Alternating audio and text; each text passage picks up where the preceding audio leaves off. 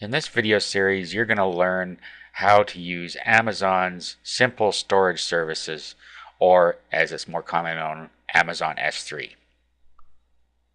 Now, the reason you might want to use Amazon S3, and the reason most people use it, is because you can store large amounts of data, and you can also access large amounts of data for a very inexpensive price. The reason this is advantageous is because of the large size of files these days. With the advent of internet video and audio, the files can get quite large, so many people want to offload them from their hosting account for performance reasons. By using Amazon S3, you can have your main website running off of your everyday server and have your files on the Amazon S3 server. And what this does is it allows your website not to get bogged down with file downloads. If you have a high amount of traffic coming to your website and a lot of people going to download products after they purchase them, this is a good solution because you don't have to worry about your website bogging down if you're doing a big launch or something like that. Now, Amazon S3 is meant really for storing and accessing your files. It does not have a lot of bells and whistles like a normal hosting account. And that is why people use it just for file storage, because that's really all it's meant for. Amazon themselves use the S3 service to store their own files for their own sites. So if they have confidence in their servers to store all of their data, then you certainly should have the same. Now, Amazon S3 service is also very inexpensive. Really, it's just pennies a gigabyte for data storage and very low fees for bandwidth, so it's a reasonable solution. Okay, now of course your first step is going to be to set up an Amazon S3 account. And you can do that from amazon.com/S3. Now if you already have an existing Amazon account, you can use that, and when you sign in using that account, you'll be told that you have to set up an Amazon Web Services account. And just go ahead and continue at that point. If you don't have an Amazon account, you can just click up here to create an AWS account. That stands for Amazon Web Services.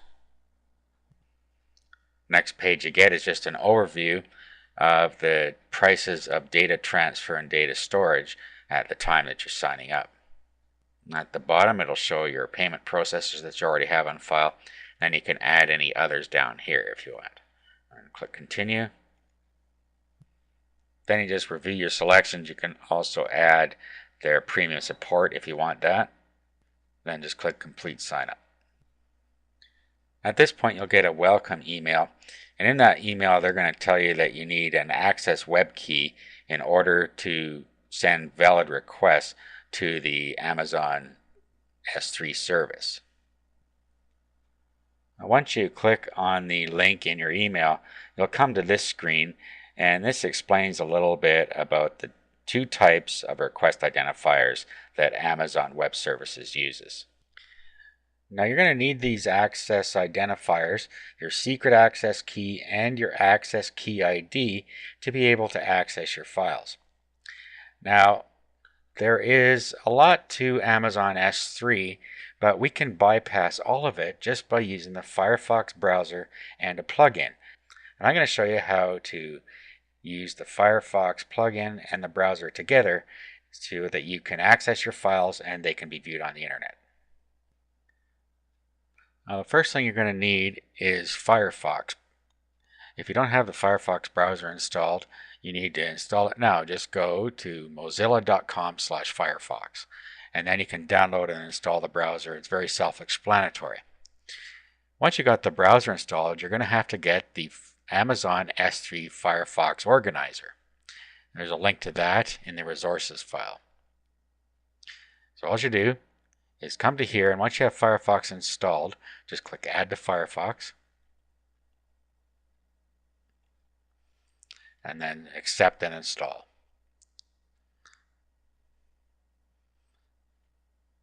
Click Install now.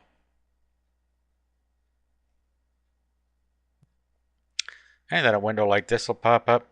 And then you have to restart Firefox. Just click the Restart Firefox button over here. Then it should reopen for you when it's done. After it restarts, when you go into Tools, you should now see here S3 organizer.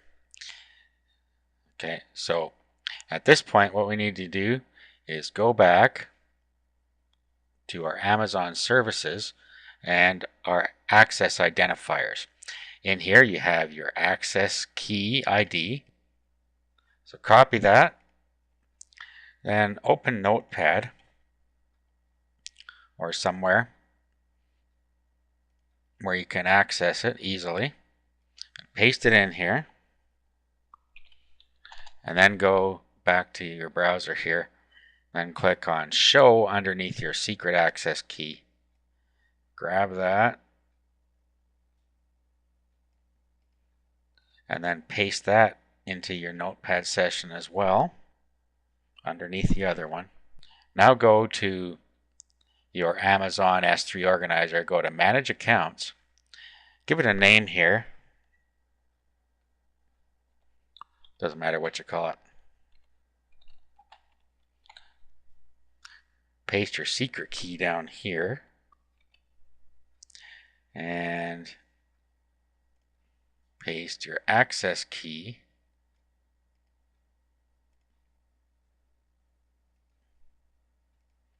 in here. Click Add. Okay, so now you have S3 account 1. So we can close that. And here we are, S3 account 1. Okay, and then you have your own computer on this side, and you have your Amazon account on this side. Now, Amazon folders are called buckets. So what you have to do here is create a directory, and your directory is your bucket. And inside here, you will see some different things about the buckets. Okay, so what I'm going to call this is store videos. Now, of course, you can call them anything you want. And then I'm going to create another one called public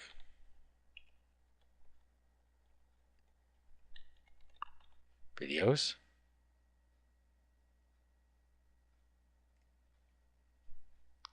Okay, so then what I could do is find stuff on my computer on this side and upload it where I want over here. Now in my store videos, this would be stuff that I'd want for my own use. Now over here we have something called ACL, Edit ACL. So if we click on that, what we have here are our access control. And this is for each of our buckets. So in the current bucket, which is my storage bucket, I have everyone read, write, and full control, authenticated users read, write, and full control, and owner read, write, and full control, which is what I want in the case of my store videos, because this is only for my use. So anything I upload here is simply storage for myself.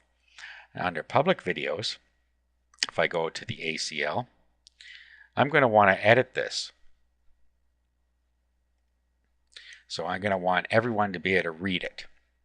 That way, if I have videos in there that I want people to be able to read, or I want people to be able to download files, I want them to be able to read it.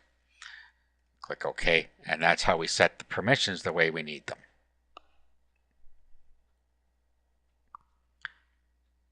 Okay, now I've selected a folder that I want to upload, and here's our buckets.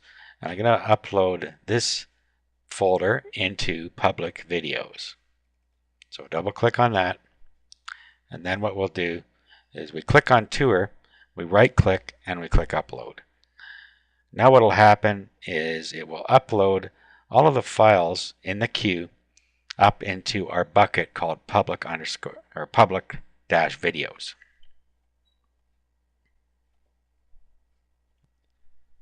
Okay, so our folder has now been uploaded inside of our bucket called public videos. Now here's something to be cautious of. Let's look at the ACL, access control level. Notice that it is not readable, and that is because, now we can set it here if we want. If we go to edit ACL, we could actually set it to be readable here, or what we could do, if we always want everything in this bucket to be readable by the public, and we could go into Edit ACL, and then down here just make sure we have Apply to Subfolders checked and click OK. Now when we go in here, we'll see that it is readable, and all the files in here will be able to be read as well. Okay, so we've uploaded all of our video files here now. Now, to access it, we have to use a special URL to this one, and it will be our bucket name, public-videos dot s3.amazonaws.com/tour, and then /tour.html will be how we access this video. And just to make sure that works, we'll bring that up now. Actually, now let's clear this. We can clear the completed. Now I'll bring up a blank window here, and then we will paste the URL in there that we need to use. So the generic name is bucket name. So what you will use is the name of your bucket .s3.amazonaws.com/folder name/file name. And that's how you access files. I'm going to include all this in a document that comes with the video so that you know what I'm talking about here, and I'm going to show you in a sec here. Okay, it's now loading the video into the browser here. And as you can see, it loads in Camtasia Studio file in there. And that's how we get everything to work in our Amazon S3 account. Now let's just go over how to embed your video into an existing web page.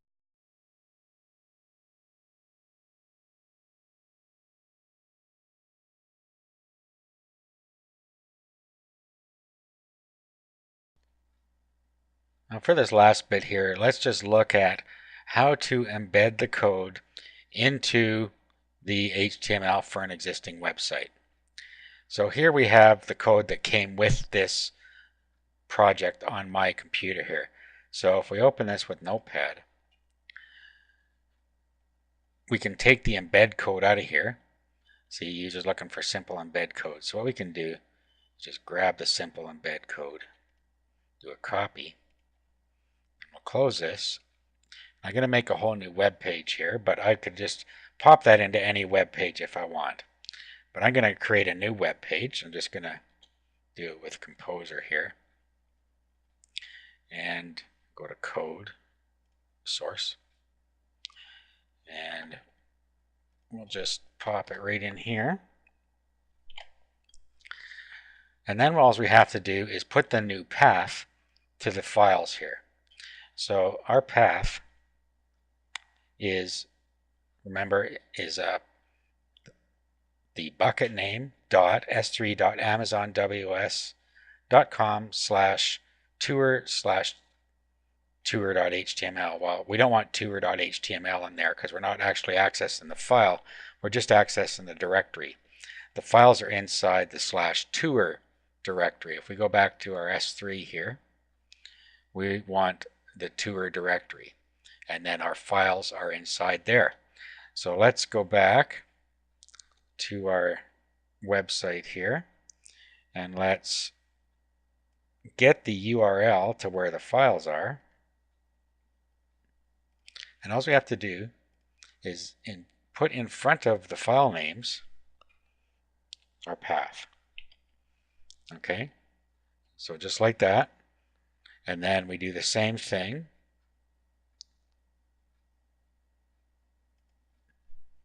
here. And then we do the same thing here.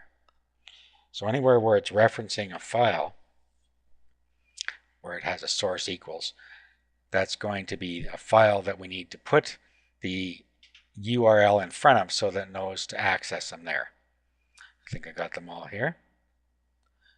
Just zip across here. Okay, here's another one.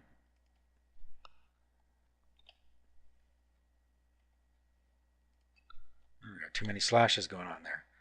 Okay, so anyway.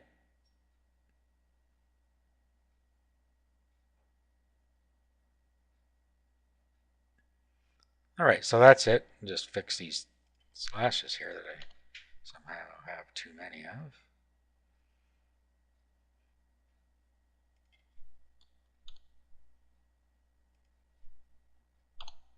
Okay, so now what we'll do is we'll save our web page here to our desktop.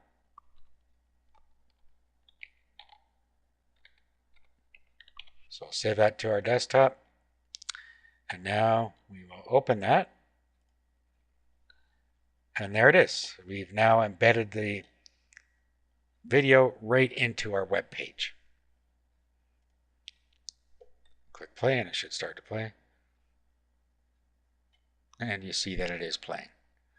Okay, so that's about all you need to know about using Amazon S3 to store your files and to have people be able to publicly access your files as well.